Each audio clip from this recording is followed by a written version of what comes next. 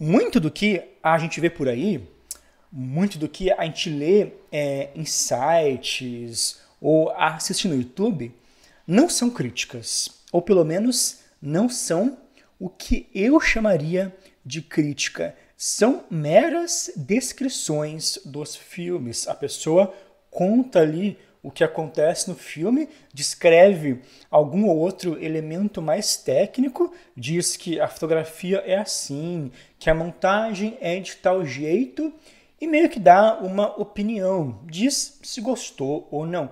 Para mim isso não é uma crítica, isso é uma descrição, isso é uma análise. A pessoa ela não articulou uma ideia sobre o filme, a pessoa não propôs um pensamento sobre o filme, sobre a forma específica que o diretor se relaciona com a linguagem. Ela só descreveu o que ela viu, ela teve uma relação passiva com a obra. Ela dá uma sinopse do filme, faz alguns comentários isolados sobre os elementos do filme. O roteiro é assim, a atuação é assim, e só. Algumas pessoas, na hora de criticar um filme, seguem uma cartilha. Uma cartilha que diz que para a fotografia de um filme ser de qualidade, ela tem que ser de tal jeito.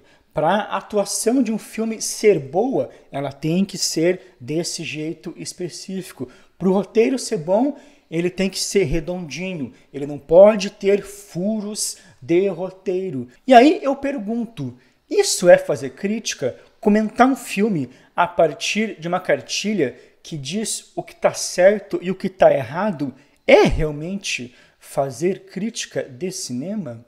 A pessoa assiste a um filme, encaixa o filme em tal cartilha e escreve a sua crítica. Isso é fazer crítica? Não, isso não é fazer crítica. A gente pode talvez chama isso de uma análise. A pessoa pegou o filme e fez, digamos, um relatório sobre ele. Seguiu ali um modelo e comentou sobre o filme a partir desse modelo, a partir desse modelo de padrão de qualidade, digamos. Ela fez esse relatório e aí depois ela disse se gostou ou não. Ela deu uma nota ou deu algumas estrelas ali. Eu diria que a grande parte do que é escrito sobre cinema hoje é assim. A grande parte das pessoas que escreve sobre cinema segue uma cartilha e faz um relatório do filme. Não são críticos, são analistas. E, em grande parte das vezes, tais pessoas, elas nem estão erradas, para falar a verdade. Elas fazem ali comentários técnicos corretos, fazem observações que, ok, fazem sentido. Então, essencialmente, pode não ter nada de errado com isso, mas o caso é que o cinema é muito mais do que isso e essa abordagem vai limitar a nossa experiência com o filme. Você, como espectador, no fundo sabe disso. Quando você de fato é impactado por um filme, você sente coisas que muitas vezes não sabe nem explicar. Quando você se emociona com o filme, quando aquele filme bate de verdade, não é só porque a fotografia é bonita. Os filmes do Dogma 95, por exemplo, foram filmados com câmeras amadoras. A fotografia é feia, a imagem é ruidosa, mas ainda assim são filmes que nos impactam. Quando você gosta de um filme, não é porque a atuação é realista, ou não é só porque a atuação é realista. Nos filmes do Almodóvar, por exemplo, existem atuações caricatas e ultra melodramáticas, mas que se integram muito bem ao universo que ele propõe. Quando você gosta de um filme, não é só porque o roteiro é bem escrito ou redondinho. Existem roteiros improvisados na história do cinema. Se você pega um movimento como a Nouvelle Vague francesa, por exemplo, ou outros movimentos modernos, são filmes filmados com roteiros improvisados, filmados até sem roteiro. São filmes com vários furos de roteiro, mas são grandes filmes, são filmes que nos prendem na sua narrativa. O que gera esse impacto não é o fato do diretor seguir uma cartilha. O que gera esse impacto é a cosmologia da obra, é a forma específica que a obra lida com a linguagem do cinema. São os princípios que a obra definiu para si mesma. O que gera esse impacto é o equilíbrio entre esses princípios específicos, é o equilíbrio dessa cosmologia, desse universo próprio do filme.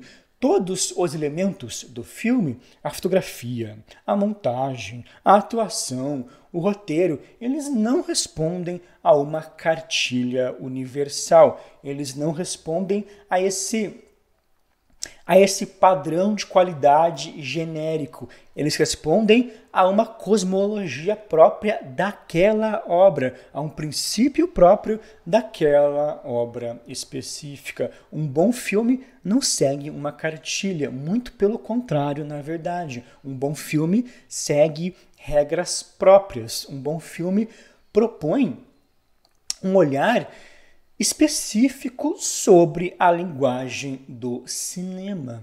Afinal, o que define um grande diretor? Se eu te perguntar isso agora, o que grandes diretores têm em comum, você responderia o quê? Por que alguns diretores são melhores que outros? Porque alguns dos seus filmes causam mais impacto do que os filmes de outros diretores? Porque eles seguem melhor uma cartilha do que outros? Se fosse assim, era só você decorar uma cartilha e fazer tudo certinho. Era só o cineasta decorar, como cada coisinha tem que ser feita e fazer lá o melhor filme do mundo. Mas não é assim. O que define grandes diretores é a abordagem específica deles com a linguagem do cinema. Abordagens com princípios próprios. Cada filme é um universo de regras próprias. Essa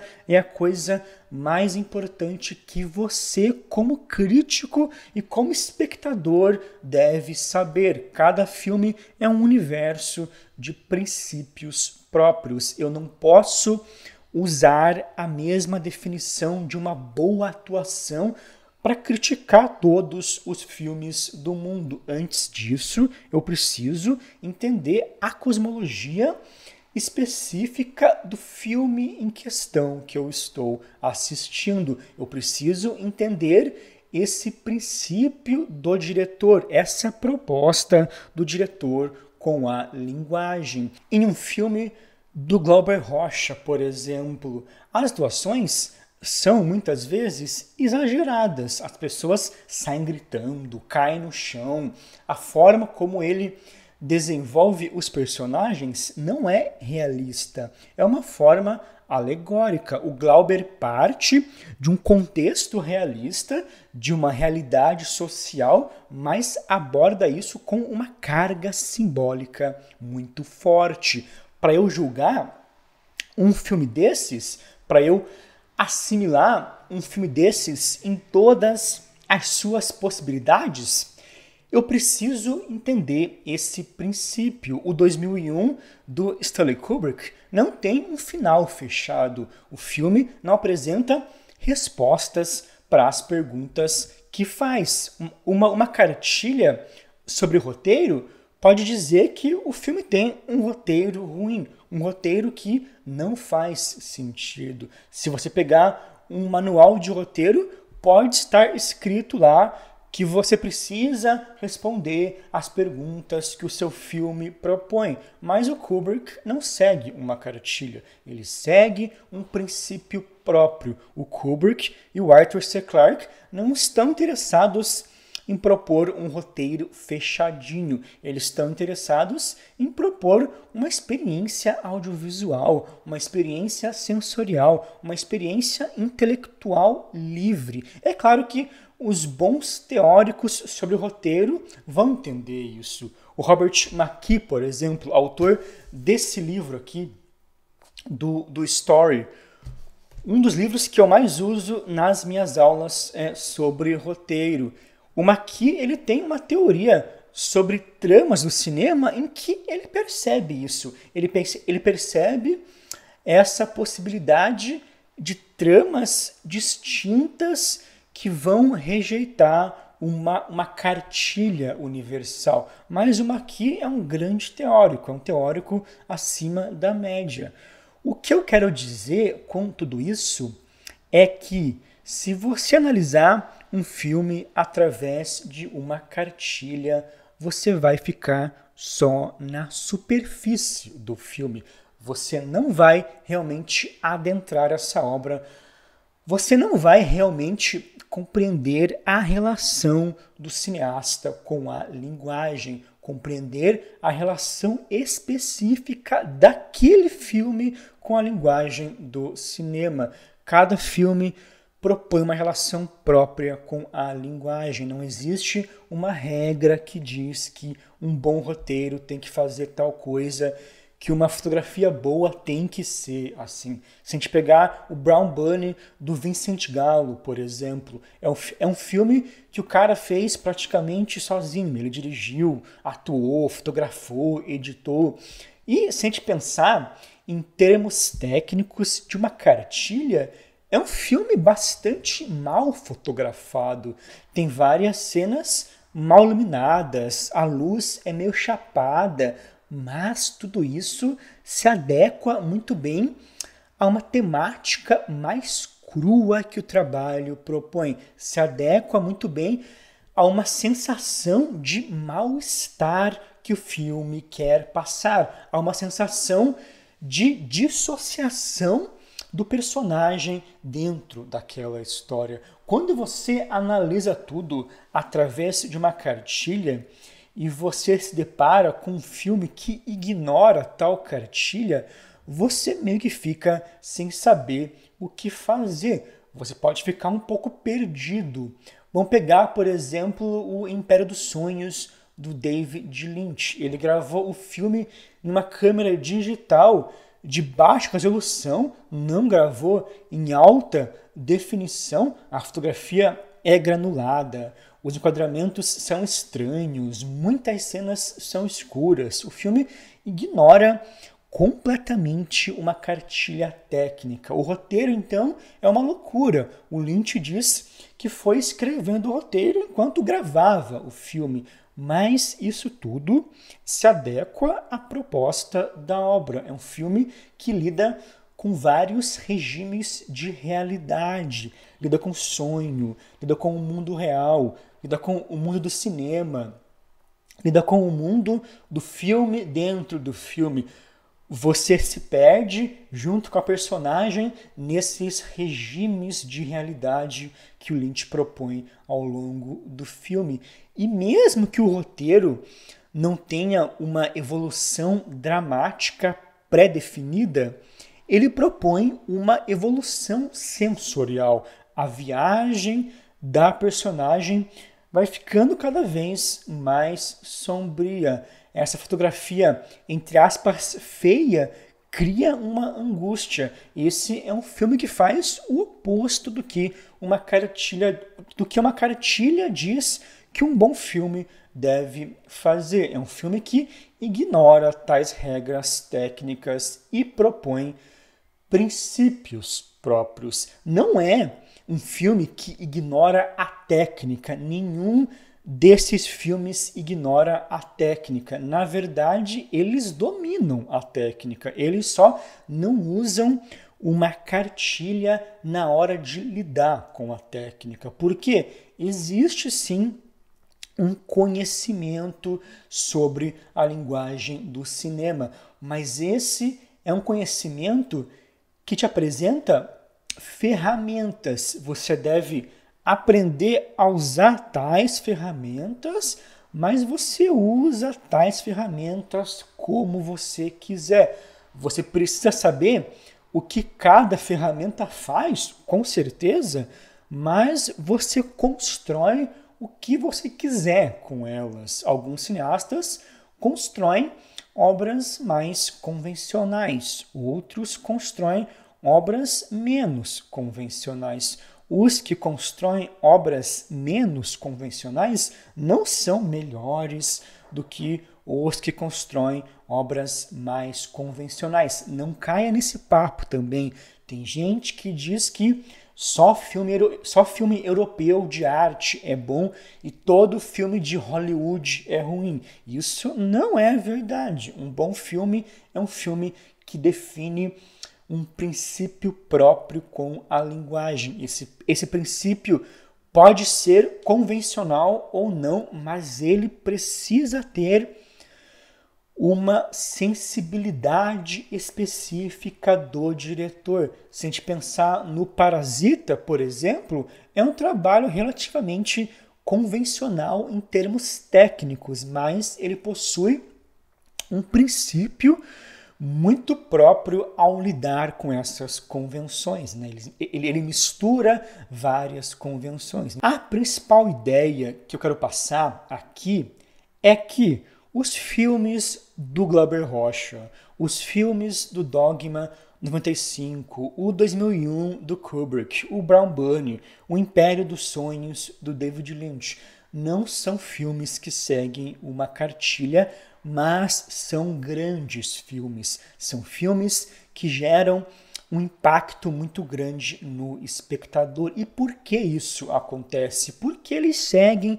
princípios próprios. Então, se você quer, de fato, entender a relação de um diretor com a linguagem de um filme, seja para você escrever uma crítica ou para você simplesmente ter uma relação mais profunda com essa obra, você deve esquecer essa cartilha. Para você não ser um mero analista de filmes, você deve deixar isso de lado, você deve esquecer essa ideia de padrão de qualidade e pensar na obra como um objeto único, como um mundo de princípios próprios, de regras próprias. O que vai nos impactar em um filme é isso, é esse novo mundo que o filme nos apresenta. Com esse novo mundo, o filme nos traz uma nova experiência. A arte existe para isso. A arte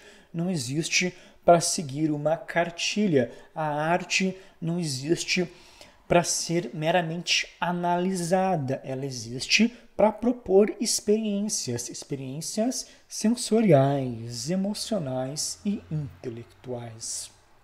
Mas, ok, então se você quer escrever uma crítica e não pode seguir uma cartilha, o que você tem que fazer então?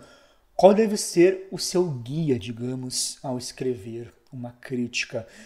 Se você não quer fazer uma mera análise, qual deve ser a sua abordagem? O bom crítico, ao invés de seguir uma cartilha, ele vai tentar perceber como o filme impactou ele e, a partir do conhecimento do crítico sobre a linguagem do cinema, ele vai tentar entender de que forma específica o diretor usou a linguagem para criar esse impacto. A crítica essencialmente é sim subjetiva, não existe uma grande verdade sobre um filme gera experiências, o crítico assimila tal experiência a partir do seu conhecimento sobre a linguagem e articula uma ideia sobre isso, dá a sua perspectiva da obra a partir dessa sua ideia.